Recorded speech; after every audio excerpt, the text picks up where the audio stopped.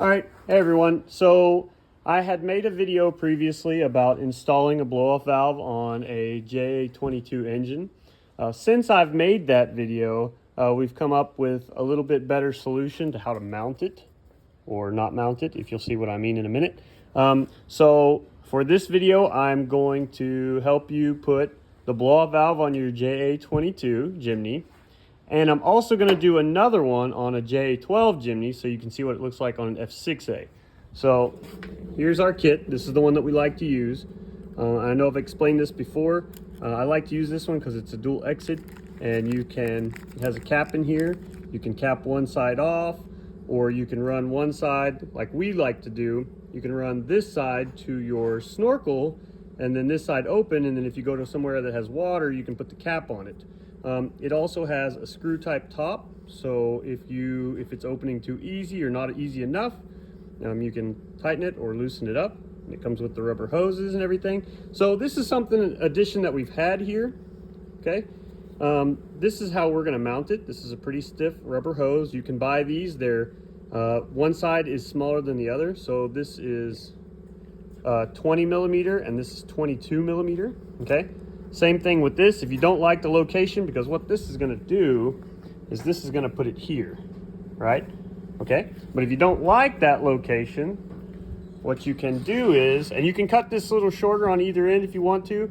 We're going to test it out on our 12 in a minute, but we can shorten it up to put it here, somewhere a little bit higher up if you like that, or turn it this way, or they even have a 90-degree angle if you'd rather have a 90-degree that way. So let's get started installing that. So the first thing we're going to do is identify where the blow-off valve is. So the actual normal blow-off valve is inside this canister here. Previously I thought that we should recirculate this, and sometimes we did. But nowadays I realize that's just kind of redundant. There's no real reason to recirculate it.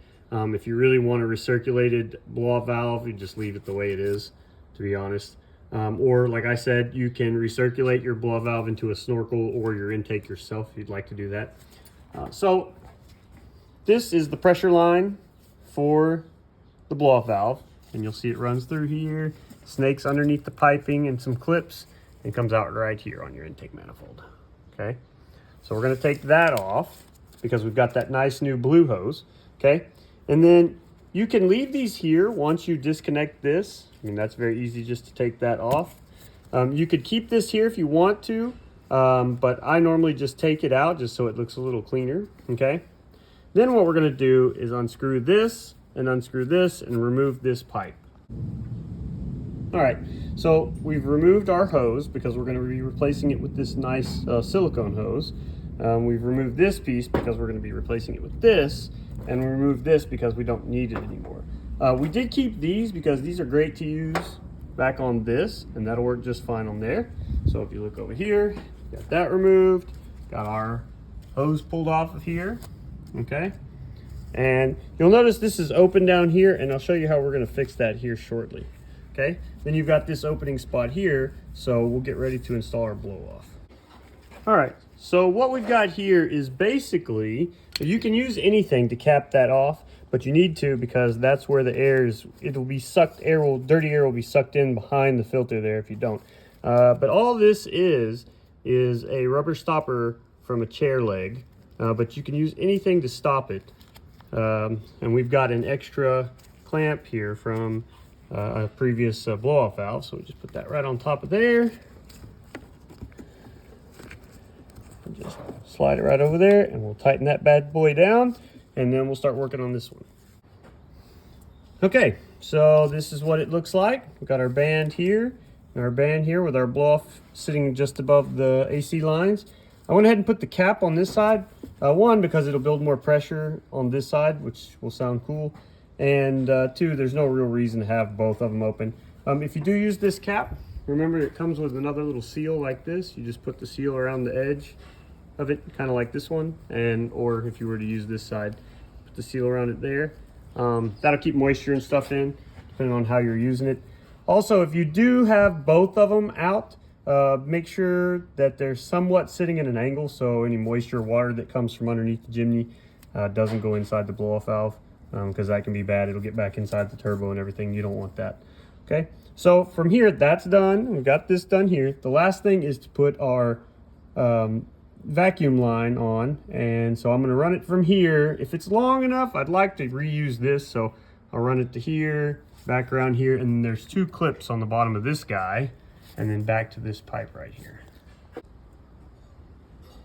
All right, so there it is. I did go ahead and loop it like this, like I mentioned, just so I can utilize this clip here, but you could just go straight from here to here if you like. I kind of like using it like this because it does pull it a little bit further away from those AC lines. Not that that's going to matter. It's not touching on the bottom. See if I push down on it, you can hear it there. But it does kind of help a little bit. And it gives you a little extra in case you want to move it somewhere else in the future. But yeah, it's perfectly fine to go straight down from here. So now I'm going to start the engine and we're going to test it out. You can see I used all my factory clips on the back of the hose here. Run it right there. You can put some kind of little zip tie here if you want to. You don't really need to. It is pretty snug, especially on this side, but it doesn't hurt if you want to do that. All right, so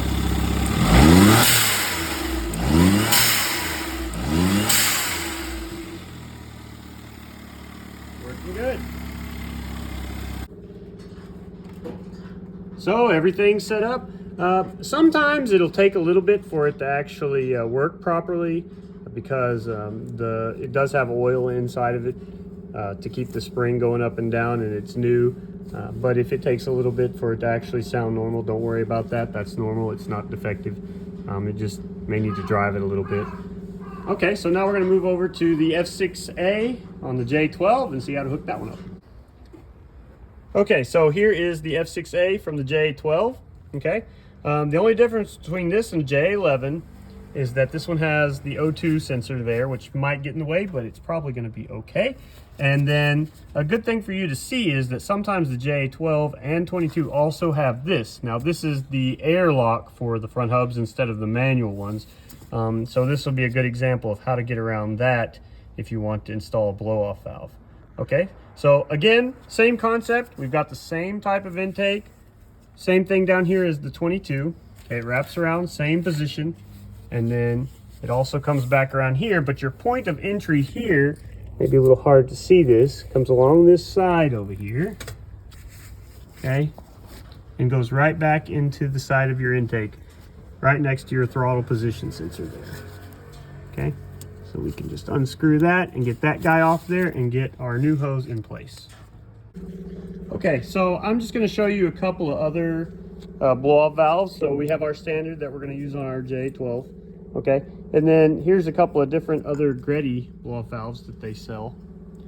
The good thing about these are they have 20mm ends on them because they've got these custom mounts, where this one has a 22, so you have to buy that adapter. You can, like I made in my previous videos a while back, you can stretch this over to that.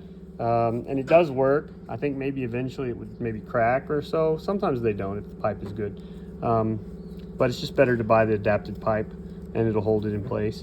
But for today, we're going to go ahead and put this one on the Ja12 so you can see how this one mounts up to that one as well. And it comes with all the new fittings and such.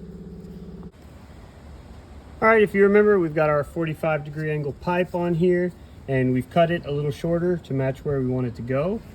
And you see it's sitting there floating in the air, nice and stiff. Okay, not touching anything, and it goes right around that air box for the lock for the front hubs. Okay, you could do you could get a 90 if you want and come out here and go this way to kind of put it in the corner here, but I kind of like how it's tucked up under there, not too congested. So now what I'm going to run is the hose from the top back over here to our manifold, and I don't know if I'm going to be able to utilize this one. This one's a little bit too far out of the way, but I will try to utilize this one as well because this is the only clamp. It does run, the hose does run through this here and then goes into the manifold. So let's see if we can get that set up. All right, so we got our hose pushed on there. Okay, and it runs all the way back up under the manifold right there. Okay, And that's all hooked up. I decided not to worry about this one up here, although you could. It just didn't make much sense for right here. If it is touching anything, you can always strap it to something else, kind of like that. And one thing I should mention on these, or kind of any blow-off valve, especially these, turning the head to tighten or loosen can change how often it opens and how tight the spring is inside. So if it's opening while you're going down the road and you don't want it to do that, you want it to only open whenever you let off the fuel, then you need to get it as tight as you can. Otherwise, just keep adjusting it till it is where you want it to be. So let's see what it sounds like. All right, so let's see what kind of sound we get out of this.